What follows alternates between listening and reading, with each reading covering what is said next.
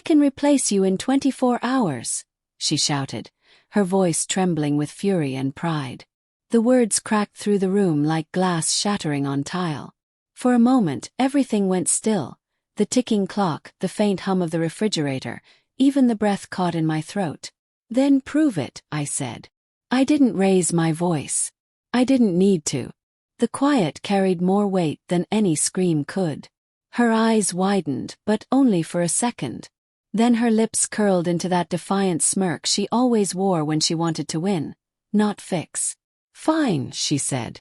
You'll see how easily I can. I remember the silence that followed. How it wasn't just empty but thick, pressing against my chest. She turned, grabbed her phone, and stormed into the bedroom. The door slammed so hard the picture frame beside it rattled. That night I slept on the couch. Not because she told me to, but because I couldn't bring myself to lie beside someone who saw me as disposable. We'd been engaged for 6 months. The wedding was already planned. Venue booked, invitations printed, families excited. And yet, in that instant, it all felt fragile, like one harsh breath could send it crashing down. I told myself it was just anger talking. People say cruel things in fights. We'd argued about stupid things before. Money, schedules, my late nights at work. But this was different.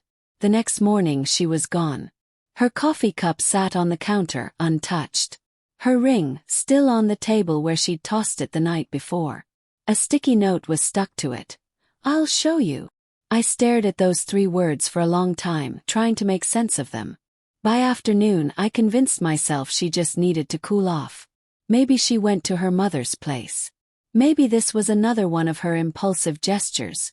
Dramatic but harmless. She'd come back, and we'd laugh about how stupid it all was. But as evening fell and my calls went straight to voicemail, the laughter I'd imagined turned into a cold, hollow ache. Around midnight she finally texted. Having dinner. Don't wait up. Dinner. No apology. No explanation. Just that. The next day I went to work but I couldn't focus. My mind replayed the argument on a loop. The sharpness in her tone, the way she looked at me as if daring me to doubt her. By noon I couldn't take it anymore. I called her again. This time she answered. Her voice was light, almost cheerful. Oh hey. Didn't expect you to call. Where are you? Asked. With a friend, she said. We're just grabbing lunch. A friend, said slowly. Who? She hesitated just a fraction too long. You don't know him. It's nothing serious. Just someone I met. The words hit me like a punch. You met someone, I said quietly. Relax, Daniel, she replied. You told me to prove it, didn't you? There was a pause, long enough for me to hear the sound of a car door closing on her end. Are you serious right now? Asked. She sighed, as if I was being unreasonable. You challenged me. You wanted to see if I could replace you. So I did. I couldn't find words. My mouth went dry, and for a moment, all I could hear was the faint static of the phone line between us. You think this is a game? Finally managed. No, she said. I think it's perspective. Then she hung up. That night I didn't sleep. Every sound in the apartment felt louder. The ticking clock, the wind scraping the window, the echo of my own heartbeat. By morning I felt like I'd aged years. For 3 days I heard nothing. No calls, no texts. Her things were still in the closet, her perfume still lingered in the hallway, her toothbrush still sat next to mine. It was like living with a ghost. Then, on the 4th night I saw her. She walked into the same bar we used to go to. Her favorite one, the place with the dim lights and cheap margaritas. I was sitting in a corner booth, nursing a drink I didn't want, when she entered with a man I'd never seen before. He was taller, flashier. The kind of guy who made sure everyone saw him walk in. Her hand was on his arm, and she was laughing in that way she used to laugh with me, tilting her head back, eyes closed, like nothing else existed. I wanted to leave. I should have. But I couldn't. Instead I watched. They sat at the bar. He leaned in close, whispering something that made her grin. She touched his chest lightly, almost habitually, the way she used to with me. I stared at the gesture, feeling something inside me twist apart.